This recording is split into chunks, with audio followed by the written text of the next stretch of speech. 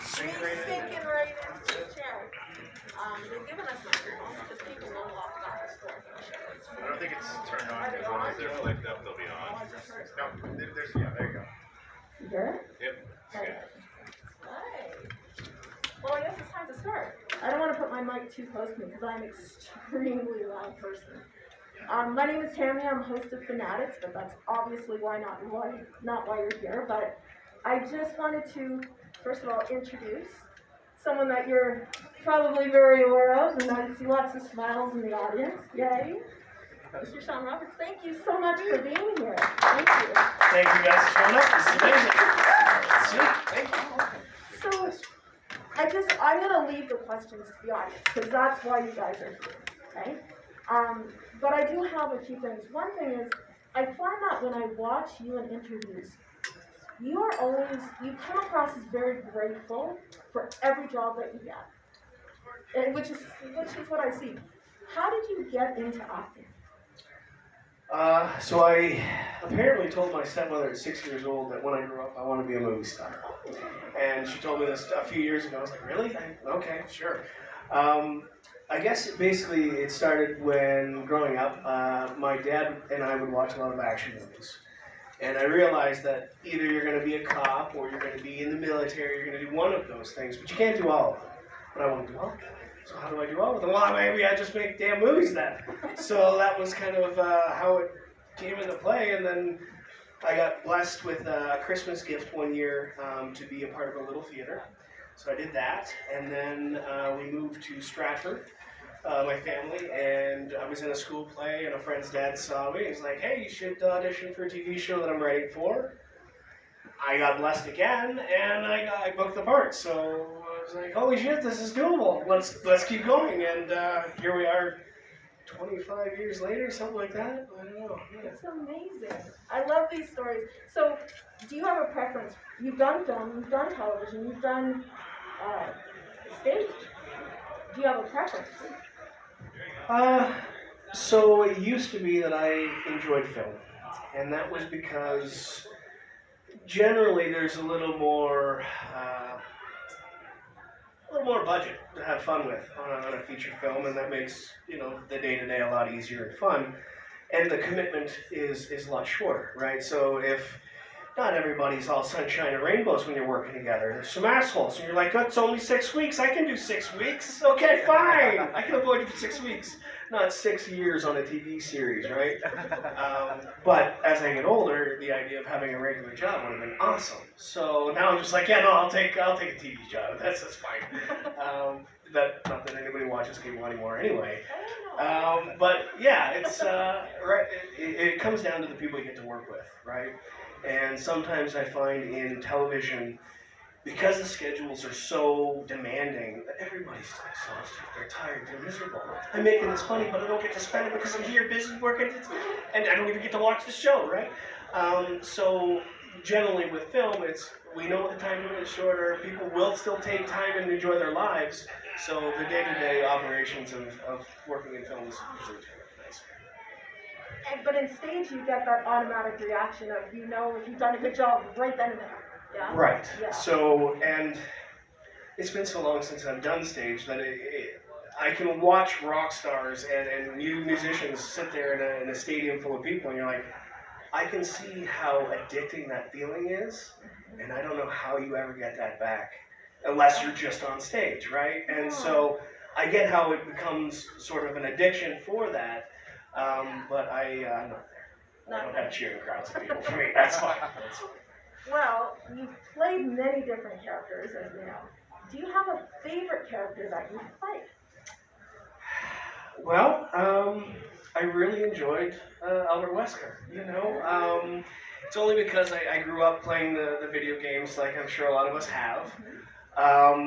And when the opportunity came in to film in Toronto, it was at a point when I had already heard all the rumors of how amazing Mila Jovovich is, and the 3 other films had already filmed, both in Toronto, and I guess we did one in Vegas, that one. But anyway, yeah, it was something that had this whole energy behind it. You're like, I get to be a part of that? That's amazing. Oh, So, part. you know, you kind of hope that that's, we keep showing up and trying that each gig is going to be the one, right? And maybe this is going to bring me the success that you think that every other actor has. Like, the phone's always ringing, but it doesn't happen. That's not the case. Yeah. You take one job, you enjoy it, you're grateful for it, and you look for the next one. So, How did you prepare for that role? by reading my lines and showing up and hitting the bar, don't bounce any furniture. There was some for the first Afterlife with the, for example, in the action scene where we're doing the big backflip and stuff like that. So me and my stunt double, we went and rented a gymnastics gym just to try and get the idea of doing the bouncing and doing the backflipping. He obviously was much better than I was at it, but yeah, I mean, other than that, and sort of weight training, and you know, staying limber, and you know, doing some stretches. Do you weight train? No. No, I don't. I didn't think so. Yeah, it's cheaper than therapy. It's amazing. Wait, when I say you play all sorts of characters, we'll get back to Resident Evil because I know people will ask, but you played a really horrible character on Degrassi that I loved. I loved how realistic it was, and I wonder how it was playing that type of character. It was 20 years ago. I know it was, but they're playing it in reruns now, and that's why I bring it up, because there's a younger generation that's going, I know these characters now. Because I was brought up on even older Degrassi. The first. So we don't need to talk about that. But yeah, like, what did it feel like playing that type of character? Well, for those of you that don't know, basically the character that I played forced himself on Paige, one of the actresses on the show. It's difficult, you know, I mean, this was before we started getting into these hypersensitiveness of society. So it was, okay, you know, I respect you, and you respect me, and we're going to do this, and if you're uncomfortable, obviously say something, but this is kind of how it's going to go, and I apologize, you can only be so sorry for what you have to do, but you do realize that this is a gig, it's not real, and we're all safe here. And I was blessed to have to work with Lauren, because she was easygoing and you know, not a high maintenance actress like sometimes they can be. Oh, I believe it. You know, and it's understandable because it's awkward and nobody likes that, and it's one of the most terrible acts that people can do. So I get it, and it's not the first time I've had to do it as a character, and you're just like, I always get to be the bad guy, great, awesome. Someone told me though, whenever you play the bad guy, like that's the most memorable character. People remember the bad guy. The bad guys are more fun, yeah, because the lead has to do all the right things. The bad guy's like, no. Well, you know, I just watched the latest Venom movie. Yeah. And like, yeah, he's probably my favorite superhero because he's just like, fuck it. Now, is there a kind of character that you haven't played that you'd like to play, or somebody that you'd like to play? Well, if this gets onto the internet, Just Cause is coming up. And I would love to play Rico, even though I'm being really icky. But still, like to play an action hero of that level of, you know, yeah, that's what I want to do. I want to kick ass and blow shit up, alright? Never say can't. Yeah, let's be realistic. I know how business works. Okay, business is business, but never say can't. Right. Do you have a passion for behind the scenes? Would you like to do directing or producing, or like, is there something you'd be interested in? Well, after doing this for 25 years, I have a greater sense of the different jobs and their responsibilities on a film set. And I like efficiencies. So I have gotten to a point where I realize that as an actor, you can't really prod somebody to be like, hey, you can wrap those cables up a little quicker. But if you're a producer, you can actually say that and be like, yeah, that's valid. Come on, fuck, let's not talk about the sushi from lunch last week. Let's get this done. So yeah, I think producing is kind of the direction I would go. But sure, I'm open to some other jobs. What do you got? Producing. Interesting. Would you like to do your own writing? Because I think that, have you written something? I know that you have. I have, yeah. Produce it? Yeah. You know, I just need a couple of gigs to make some money to do it, but Got it? it's yeah, I have written some things, and it comes from a place where basically you see a bunch of other people be successful and get those key roles, and a lot of times it's because Rocky wrote it himself, right? That's so right. if somebody else won't give you the opportunity, sometimes you got to make it for yourself. You're absolutely right. You are absolutely that's exactly it. Because yeah, you can audition and you can do, but if you can do your own, then you can put yourself in any position in the film, right? And it's another paycheck. And it's another So, paycheck. yeah, you have bills to pay. So. I'm going to turn it to the audience because I know there are questions, and I know, or I think there are questions. Yeah, I guess I can see right when I walked in there was like a big smile. Would you like to ask a question? Oh, sweet, I can be first. Sure. Okay, so when you do really serious films, a lot of times, sometimes it makes the atmosphere really tense. Did you guys, on any of your film sets, do you guys ever do anything comedic afterwards to lighten the mood? Was there ever a joke that you guys had ongoing to bring it back to like that sense where you step out of your little relax? I see a crew up here. Well, thank goodness Corey has reminded me of some specific events. You know, there are only some times on certain films because you can get away with it. Because everybody, a lot of times, the heads are worried about how much money we're spending every minute that we're all there, right? So I don't want to be the asshole who's wasting time. But there is a time when you can make light of things. And, you know, sure. In our last movie, Last the Night, we're dealing with a child being essentially abducted underneath my nose by killers, you know, and to try and make things a little lighter, well, I think an upset stomach and maybe a little flatulence had something to do with it. But occasionally you're just like, you know what, it's 3 o'clock in the morning, we're all tired, I'm gonna let it fly. And so that was fun a couple of times. And, you know, it's not for everybody, obviously, but some people are real big fans of it, and that makes the night. Marty is always funny. I don't know, but when I see Corey laughing, I know it's going to be good. Any other questions up here?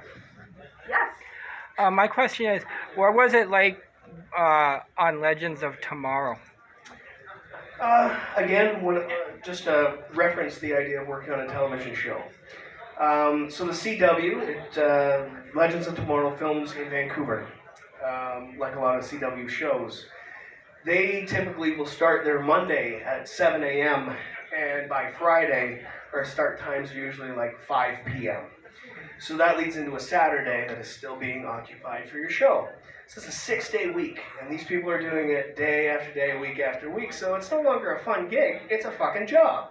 So, you know, it was nice because I got to have a fun character, but realistically these people are just doing their job, so there's not a lot of extra time for the one guy who comes in for 2 fucking days. Like, yeah, good to see you, thanks. So I didn't really get to be a part of the group, but yeah, it looks like a big machine and it operates, and yeah, it was fun. I was glad to be a part of it. Yeah, because I found out yesterday they were canceled. Okay, yeah, that happens. Cool. How long would you say you'd have to train in preparation for a movie like so that some people for all the action and everything before filming actually started? So for training to do any pre-training for films, generally we might get a couple of days rehearsal depending on what the fight scenes or anything the action might be. The reality is a lot of productions don't want to take the liability of having their main actor do the stunts. So we have to get a stunt double. And so that sucks for me because I like doing the action. That's what I'm after, but whenever I get it. So realistically, there's not too much because it eats so much of the budget up, right? So they want to keep it to a bare minimum and basically don't hire the guy that can't do the thing, right? So it's, yeah, at most a couple of weeks, you know. Yeah, it would be nice to be like, hey, I need you to gain 15 pounds in 6 months from now, doable. But, you know, typically it's, okay, we go to camera in 2 weeks. Okay, great, thanks. So, yeah. What if you wanted to do your own stunts? How does that work? Basically you have to convince the stunt coordinator that they'll still have a job after you fuck up, Oh, sure, right? okay. Because it's his liability to say, oh yeah, no, you're capable of doing whatever I need you to do. So, yeah, you know, convince him, convince the director, convince the producers, sign a waiver, yeah, go for it. You know, are we at the end of the shoot? Okay, now you can do your stunt. Or you do your own movie. And or you're then- doing your own movie. But again, it comes to the insurance, It right? does, It's yeah. always, it's like Jackie Chan and Tom Cruise buy their own insurance, right? Yeah. Makes sense. Makes sense. Yes? Oh, sorry. Go ahead. Oh. Go ahead. Sure. Oh, there's So I was looking at it, like when I was looking through your IMDb page, I was like remembering the episode you were in Goosebumps back in the day in Perfect School, and of course that year, at that time, Goosebumps and Escape Bullets phenomenon. What was it like as a young man to like be around and be out while this what was huge show, huge book series, everything? How did that feel? Goosebumps was my second job I ever booked. So it was an absolute pleasure to be able to work with the director, Ron Oliver, who is a personality on his own. And it was then that he gave me probably the best advice that a new actor can get to try and just feel comfortable. So he gave me the... I can't fucking remember it. Unbelievable. Oh, I love it. Anyway. I'm like, that's scary. Here we go. Yeah. Dramatic pause. Not Jackie Chan. Bruce Lee. He said, be like water. Right? Just flow. So that was helpful. And it was originally slated to be a single episode. By the time they cut it together, like, this could be a two-parter, which was amazing because you grow up, you go to the Scholastic book fairs, you're like, I'm buying the next Goosebumps, you're going to rub the Goosebumps, and you're like, yeah, so I was a big fan of the books as a kid, and you're just like, oh my god. Now I get to be a bit of an action hero in the show. The director, Ron Oliver, would play on a boombox the Mission Impossible theme song before we'd start any long runs and stuff like that. So it was a hell of a way to get into the industry, and it was back when, budgets were bigger, and it just, it seemed like a whole different world, and it was a great way to get introduced into the business. And obviously, you shot in Toronto. Are there other locations that you would prefer to shoot? Well, actually, we shot, our production office was the old Molson Canadian building down on waterfront, down by the waterfront anyway, which is now turned into condos or been torn down or whatever. But basically, there were holes in the factory flooring. There's boards over it. It's all dilapidated. You're like, we make TV shows in buildings like this? Oh, yeah. Oh, yeah. Okay, great. It was nice because I was still living in Stratford as a kid, and to come into the big city and shoot a TV show, it was amazing. It was amazing. Okay, well, yeah. Two questions if I could. In the movie X-Men, Rogue actually gets the white in her hair from touching Magneto. Now, you were her first kiss in that movie. Did she steal some of your good looks? Ooh, nice. Thank you. I was so disappointed in because I am to understand that apparently in the storyline I was supposed to get some sort of a superhero and then become one of the characters, or at least that instance is supposed to then spawn me having superhero powers, but A, that never happened, and B, because I was in the first X-Men, you can't come in any other X-Men's ever again. You're just like, but it was such a small role, and but it was fun. It was so cool, to be a kid and to be brought in and be like, okay, look at all the sets that we have, and you're like, oh, it was so huge. It was back when budgets were big, and you're just like, this is insane. So it was again, I was blessed to be a part of that. And now my second question. I've looked at all the movies that you've done. Your resume is just amazing with all the different things that you've done. What do you find more gratifying? Running a corporation that's in control of annihilating mankind, or fixing broken single woman one person at a time?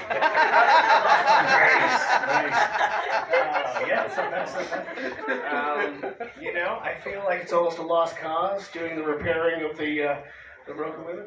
No, what are we doing here? Another movie? It's been a week. Oh my god.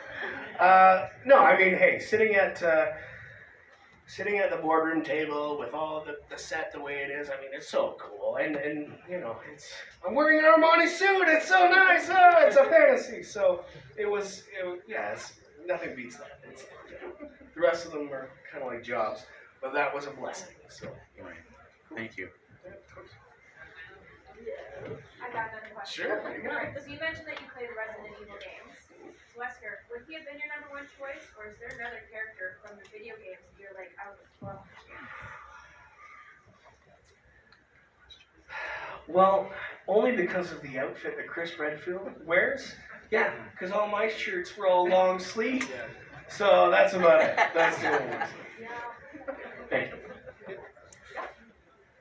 You've been acting for a very long time. From when you started to now, do you have a specific audition technique or process when you first get the sides and you work through them, or has it just become a sort of comforting, way of doing it? Yeah, I guess you kind of develop a habit. Okay, so after doing it for this long, basically what's happened is my memory is about fucking 10 minutes. So, okay, got it. And then you ask me tomorrow, I'm not going to be able to tell you, which is unfortunate because a lot of times you meet people and you're like, hey, yeah, I'm sorry, my brain doesn't work that way. Yeah, I mean, you read it once, you watch the movie inside your head, and then you just try and memorize those conversations. Yeah, I don't know, I'm still trying to figure it out, to be honest with you. Short memory, but you can memorize scripts? I don't. That's the secret. That's why I don't do live performances like fucking theater, because I can't remember 90 pages of something. Improv. Yeah, exactly. Well, the rest of the actors are sitting there. What are you doing? No, because realistically, the way our schedules work, we might do, on a big day, on a low-budget film, like 18 pages in a day. So that's, yeah, you can kind of remember that long enough to be able to do it and move on. But yeah, I can remember the whole thing. Best and worst meals you've had on set. Pretty good. Yeah, that's okay. Best meals. Okay, so back in like the early 2000s. Like surf and turf on a Friday. We got lobster, we got steaks. It was amazing. But we don't have budgets like that anymore, so we get like sandwiches. I learned long ago that basically, okay, so before this whole COVID thing started, it would be 60 to 90 people walking through a buffet to get their food. I don't know what 60 or 80 people have fucking done with their hands. So I learned a long time ago, I was like, listen, the last thing you can do is be sitting there in front of 60 or 80 people and be like, oh, can we pause? I gotta go 10-1, which is code for going to the bathroom. I got that. Yeah, so I basically learned don't eat set food. So I just don't eat anything on set. I bring my own stuff and I'm like, okay, I can control it that way. That's good advice. Yeah. Don't go to my face. No. You brought up COVID. How did it affect you and your career? COVID. I know. I have to ask. Well, okay, so strangely enough, the last year was pretty good for me. I mean, we separate, we can't, it was stupid. Let's just put it that way. It was absolutely ridiculous. I'm so glad we're past it-ish. But it was difficult because you can't even relate with people. You have a crew of 80 people, but you can't see their faces. And so, yeah, I don't know who you are. And everybody's disengaged. Everybody's upset. So it wasn't ideal. But we made it through. And here we are. It's amazing. Yeah, moving on. Moving on? not our best cause. Fuck you, COVID. Yeah, fuck you. Anybody? I got another Wesker question, actually. So, in your role, one of your moments became kind of, I think out of the whole film series, became one of the most visually iconic because it's kind of a shot for shot of the game of that infamous Wesker glasses throw. One, how's that feeling getting that in the can? And two, can you do the throw? I'm going to upset you. They didn't actually want me throwing the glasses. Okay? We only have 2 sets of these glasses. You can't just throw them. Okay, fine. Funny enough, it was when I got to see the trailer for the movie, and I think we had Thunderstruck playing in the original trailers, and I was like, that's when I realized, I was like, yeah, fucking arrived. That's what I've always wanted. Just have a movie with a decent soundtrack like that. And so, yeah, I mean, that's when you really feel it. You're like, all right, sweet. But, you know, you get one opportunity like that, you want another one. You know, so I'm waiting for my next chance. It was really cool to finally, big budget films like that, at least you have a storyboard and you get visuals of what you're doing. Sometimes on lower budget films, you're like, well, we're gonna do this thing. And you're like, I don't know what this thing is, and you can't, like, you're trying to describe it to me. I don't know what we're doing unless you have a visual. And that's why the video game was so great. You're like, oh, that's what we're doing? Fucking sick. You know? And the rest of the time, you're like, I don't know. We'll see how it turns out. What am I doing? But, yeah, it was fun. Anybody? Anybody? No? Oh, yeah, no, sorry. What, yeah. Sorry. One thing that seems to come with a lot of higher budgets and stuff these days seems to be a lot of CG. As viewers, it's one thing. I mean, it's kind of a mixed bag. But for you as an actor, what do you? Like, how does that affect the way that you do your job? I've been fortunate enough that I haven't had to sit in front of a giant green screen and pretend that the world exists behind me or around me. In the couple of the sets that we had for Resident Evil, at least half of the set is actual built right in front of you, so you have something to work off of.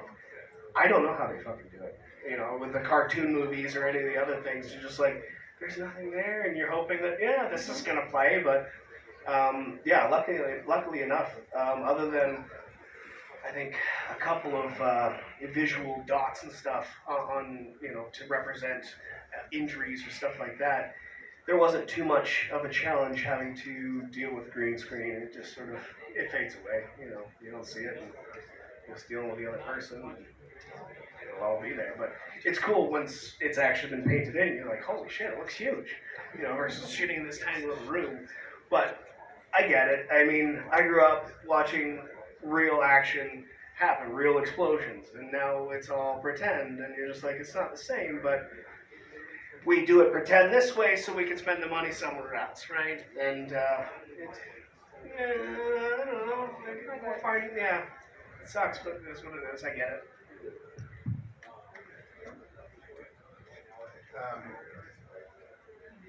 You're so personable and engaging. When you have to play a villain, you have to isolate yourself from or remove yourself, I guess, from the other cast socially to try and maintain that. Yeah, I'm glad you brought that up, because a lot of times, you know, for example, working with Paige on Degrassi and having that rape scene, it's a heavy-weighted situation, and it's challenging because a lot of actors, I don't know, they're better than me, and they can talk about lunch from last week and be sitting there rolling, okay, and then they turn it on, and that's fine, but I like to at least vibe with it and feel it, so it's not, I'm not just wearing it here, I'm feeling it in my gut. And I know that sounds so stupid, but, so yeah, I'm not a chatty Cathy on set. I'm here to do the job. We can be friends after, but right now, we have a lot of people standing around focusing on this one gig. Let's get this, let's nail it, and we can talk about the bullshit later. So I don't know if I become a little standoffish, because I'm like, I need to be over here, I need to know what I'm saying, I need to know what I'm doing, and I'm not here to make friends, which, you know, it'd be nice to make friends, but the challenge is I want to do the job well, because that's, you know, that's what lasts. So it's, yeah, so you know, make your own space, and it's a challenge, because a lot of times you see other actors, and they're sitting there, and they're talking with the director, and they're friends with everybody, and like, I can't do that. And you might get more jobs than me because, oh, he's so personable, but that's fine. Whatever. I have a process. It works for me. I'm going to stick with it. But thank you. I appreciate it. I just wanted to, I'll come back to you because I know you know. I have some past students here, and I teach in film and television, and I'd like to know if you have any advice to someone who is behind the scenes. That's what we do. Any advice to someone who wants to enter into the world of film or television? Well, my advice is just find somebody who's already doing it. Start volunteering your time, learn the ropes, and that's one of the biggest challenges that I found over the last decade or so in the business is that we've gotten away from training the next generation. So we have department heads that are doing things. They don't have the time or the budget to be like, oh, hi, you're new. You don't understand that you're not supposed to just walk into an actor's room without knocking on the door. A number of different things. I know that's a stupid example, but the idea is that it used to be, if you're in television and film, you're doing this for your entire life. And this is what you live for. Like everything else, it seems, we got a lot of temporary people in construction, temporary people over here. So the quality begins to drop off. So yeah, if you're going to get into it, learn the ropes and pay attention. I shouldn't hear your voice. You should be watching and learning. You know, and that's the thing, is you want to volunteer, there's lots of shows out there that'll be happy to take you on. And if you don't have any experience, that's the only way you're going to do it. That's right. Right? I mean, very rarely does somebody with no experience get given the opportunity to be in a film, do a film. So, volunteer your time. If you're passionate about it, then that's all that matters. Chase your dreams. You only get one shot at it. I love it. That's so true. I love it. Okay, you're back. Jumping on the worst and best, if you're comfortable answering. Oh. Who would you say was the best person you've ever acted with, and who would you say was the worst person you've ever acted with? That's okay. Because this is a nice intimate group, I can be honest here. No, that's challenging. Okay, Mila's great. I'll give you an example. So I got a silver model here. She's on the ground, and the camera's positioned in a way that, okay, fine, you're supposed to take a hit. She's like, no, actually kick me in the ribs. I'm like, are you kidding me? I'm not gonna kick you in the ribs? No, no, no. It's better for you, it's better for me. It's like, oh my god, okay, it's alright. So I booted Mila in the ribs, right? So it was like, holy fuck. There's a lot of examples of people with great success, and they don't really have the ego, right? They already know they're fucking great. They're rich. What do they care? I can just be nice, right? I have nothing to prove. So, you know, even, for example, working with Mel Gibson. So we have a whole fight scene, and it's tired. It's a long day, and guess who points? Like, okay, so we're going to do this one? I'm like, yeah, we're going to do this one. He's going to bring it? I'm going to bring it. Okay, let's do it. So we get in, and we start doing it, and next thing you know, I catch him with a punch to the face, and he's just like, he pauses. All right, cut. Oh, fuck, I just punched Mel Gibson in the face. This is it. This is it. I'm going to be so fired. And she's like, don't worry about it. I need a bag of ice. And he goes out and has a smoke. I'm like, oh, well, fuck, all right, good. Because, you know, you get so nervous. You're like, it's all for pretend, but you actually hit somebody. It's terrible. It's like, okay, another example is I got to work with Michael Bisping in Triple X. And this was just before he won the heavyweight title. And there's a scene where I slap him in the face with a book, or at least that's what it would look like. But of course, him being an MMA fighter, he's like, no, slap me in the face. Like, we do this just for that. He goes, no, let's do it. Like, so doing things like that and getting away with it, you're like, oh, sweet. So it's, you know, and then the bad actors, the bad apples, they're forgettable, you know, because who can be bothered to remember some asshole? And he was like, no, whatever. That was your own deal. And again, like I said, for the most part, I'm trying to do my own job as best as I can, so I can't be bothered with whatever else is going on, right? Yeah, no, I can't, you know, and even if I did, if there was something really bad, I probably shouldn't say it in public anyway, so, yeah, I can't remember. Did they hit you back? No, and I offered it too. I was like, yeah, Mel Gibson, give it. No? But funny enough, when you do, they'll hit you back. All right, fine, you owe me, fine. So I see some people up here. I know Corey, who's now hiding. You did a film. We've worked on a film here that we wanted to have you discuss a little bit, because this is your time to let people know what you've done here. Yeah, so we finished our film at the start of October, this past fall. It's called Last the Night. And yeah, so fingers crossed. I just heard that we have the picture, the cut is finalized. Now we're doing some of the post-production. I should have some ADR to do in a few weeks. And then, yeah, I think we're looking at, fingers crossed, maybe a TIFF reveal. You know, it's it's nice to see at least some more cities other than Toronto and Hamilton getting some films made in them, you know. Yeah, And it's cool because there's a lot of really neat old buildings here that you can fucking use. There's a lot of value and there's a lot of talent in this town. So let's keep it going. Yeah, it was really nice. We filmed out that direction. Strathroy, thank you. It's like, oh, man. So we've been around, and yeah, I'm excited to see how this leads into more work for Southern Ontario. Yeah, very Fingers important. crossed. This is what we're looking for sure. It's doable, right? Oh, And it's absolutely. just you got to get some people that are willing to take the risk. In film, it's always risky, but why not? You know what? So it's just regular investing. You're absolutely right. I'm not sure of the time. Are we still good for time? Because I don't want to take them. 7 minutes. 7 minutes, awesome. I got two unrelated questions here. So one is, we've been seeing a lot of posts about Last Night. Can you give anything to us to tease the film? It's been intriguing to see the set photos and some of the posts that we've been seeing on Facebook from some of the local filmmakers and stuff. What can you give us to tease it? You know, I asked our producer a few weeks ago if we had any official images that were prepared to be released, and I never got a response for that email. So yeah, I got fuck all to tell you. I really do. I'm so sorry. I did it. We did this great movie. It's filled with action and horror and some local talent, and fingers crossed it comes out this fall. You know, yeah, we're all in the same boat. We'll see what happens. All right, we'll wait with bated breath. Sorry. And then my last one is because you were bringing up Mila, I was just thinking, so because her and Paul are a couple, are they all business on set, or are they a couple, or what's that dynamic like with him being a director or acting in the scene? I don't see any favoritism. So that was nice. You know, he will tell her to do the job just like he will anybody else, which is nice.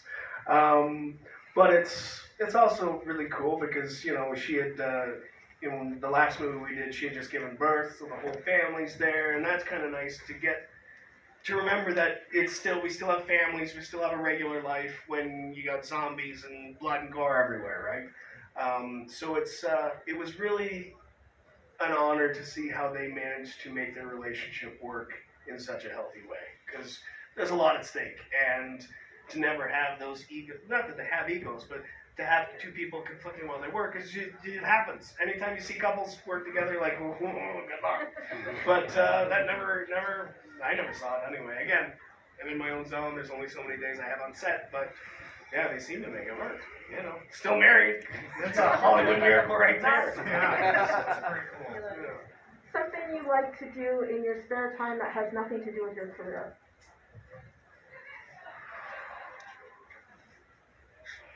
Smoke a lot of weed.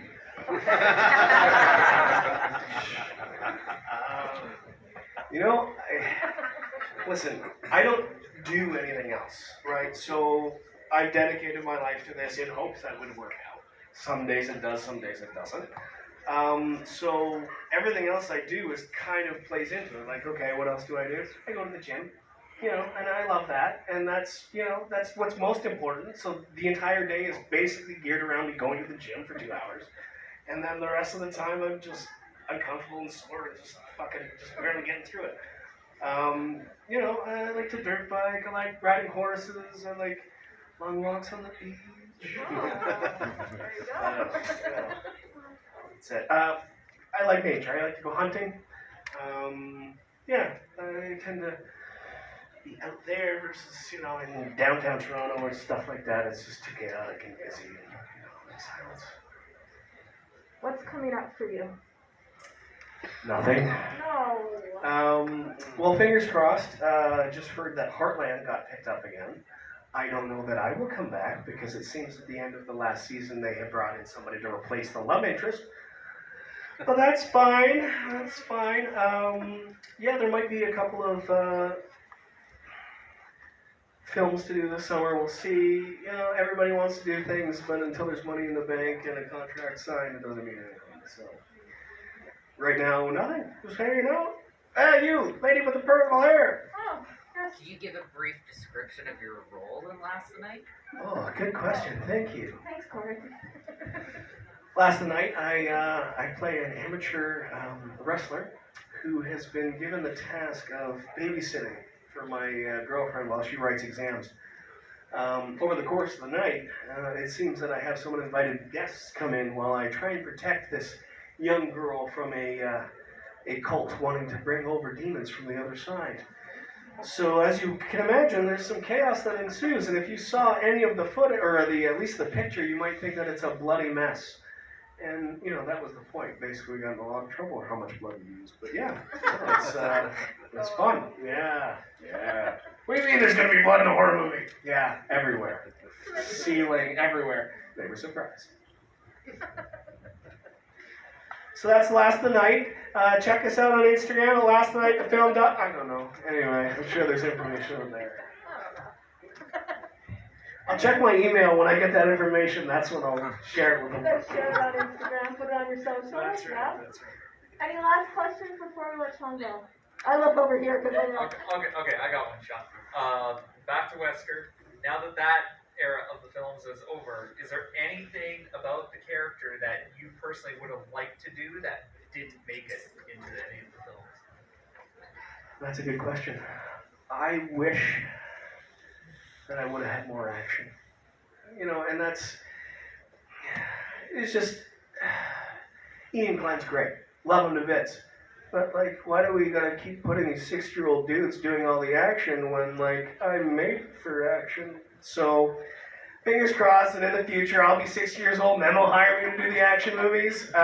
So, yeah, it was just, you know, I would have liked a better death. You know, so, but that's just me. Thank you. Well, thank you so much for your time. We really appreciate it. And don't forget to go visit Shawn at his table. You're here till A while longer. So you should go there right now. Let him get back to his table. Thank you so much for your time. Hey, thank you guys, everybody, for showing up and making this worthwhile. It's amazing. Thank you.